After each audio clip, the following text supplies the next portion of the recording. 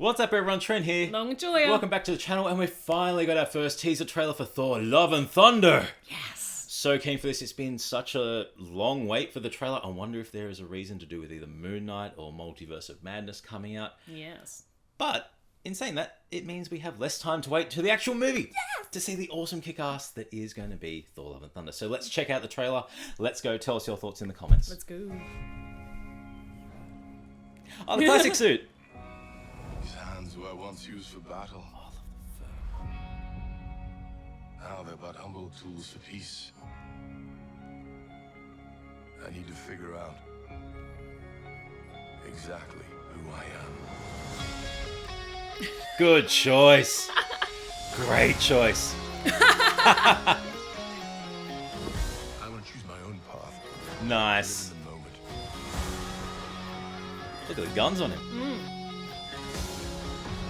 My superheroing days are over. Cool. Nice! Oh, Tooth nice. Gnasher and Tooth Thrasher.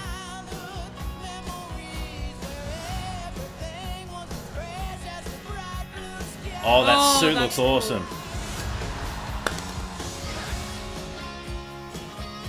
Oh, Falagar. You ever feel New lost? Asgard. Just look into the eyes of the people that you love. The Great Pantheon looks awesome. Not me. Just listen. Just listen, not looking.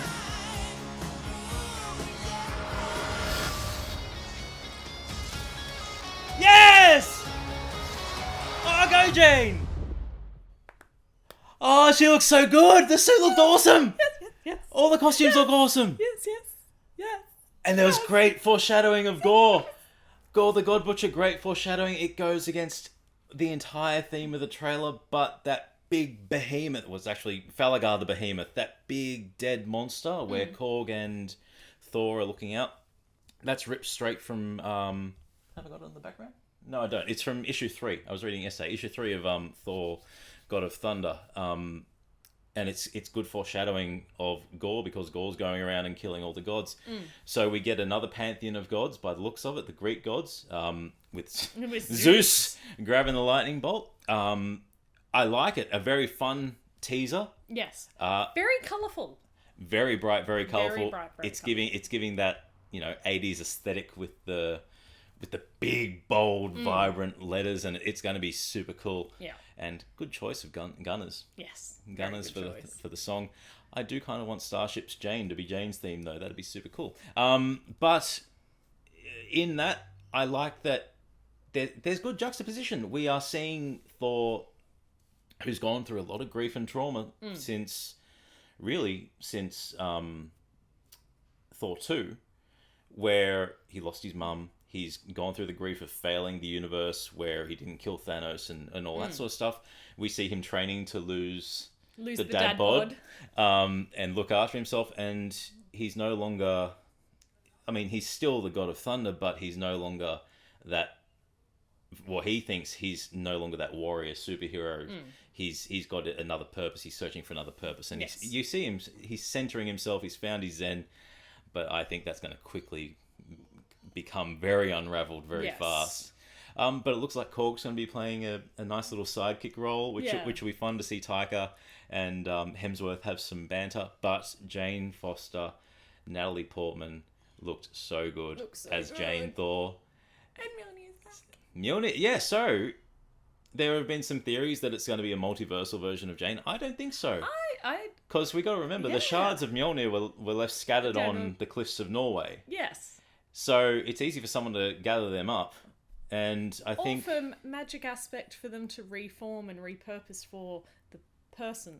For Jane. Well, I think Idri's back, the dwarf, to forge it. So I think he's probably going to forge it back, and Jane's going to lift it, for much the rise like of the new gods. Much like Original Sin, where Jane's on the moon somehow and picks up Mjolnir. But I'm super keen to see where they go with it. Taika is great at blending the humorous moments and the more serious moments, as we've seen with Ragnarok. But no, a very fun trailer, a nice little trailer to get everyone pumped and excited. It has and that. It's definitely that fun trailer as well. It's to get people excited again. It's not doom and gloom. It's not Endgame where everything's ending or the we big don't weights. we don't need to see gore at this stage. We don't need to see Christian Bale. That can be either a big reveal for the main trailer that comes out, or we just hear that gods are dying and save it for the actual movie. Yeah. Because I mean the toys have been leaked and we've seen that. Yes. But there's going to be so many cool things in here that they can rip straight from the comics. Because I mean that panel is ripped straight from the comics with the behemoth dying, and it's actually a fun little piece of dialogue. I recommend you pick up Jason Aaron's entire run. They're releasing an omnibus of it, so it's going to be a nice little big thick collection. But lots of fun, and that we're going to have that tonal shift, I think, for the next trailer, because there are some key things like the Necro Sword, the All Black, Gore tying into Null, and Gore's entire backstory. It's going to be a lot to fit into a movie, but if they just have little bits of foreshadowing where we see gods dying, it can be done in a very effective way. And I mean, especially after watching our Flag Means Death. Yes, and I was just going to say, I think Taika can do that really well because of what we've seen through our Flag Means Death and how that last 3 episodes were absolutely heartbreaking for that, and it was just done so well. Yeah, and he's especially lucky here because he's laid the foundation in Ragnarok, and it's been explored further, so we can go through some of those story beats a bit quicker while focusing on some of the significant impact that Gore has had, because we see young Thor in the classic 60s get up.